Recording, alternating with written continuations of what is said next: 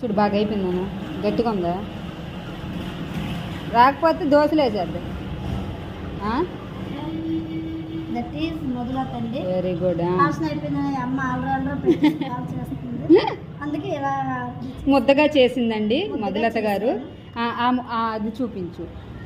Actually ఈ పప్పు అనేది మేము దేనికంటే యూజ్ చేస్తాము, పునుకులు వేయడానికి. మా కొట్ట ఆవిడ చేసింది, బట్ పునుకులకి పనికిరాదు ఇది.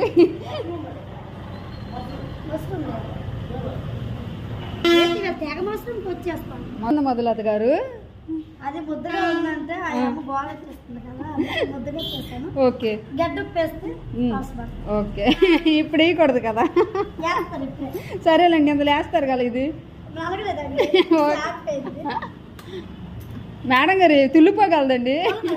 యాక్చువల్లీ ఇవి వచ్చేసి ఐస్ క్రీమ్లు పాలు అమ్ముతారు, బట్ కాకపోతే ఈ టీ షాప్ కోసం అని ఇవిడ హెల్ప్ చేస్తారు.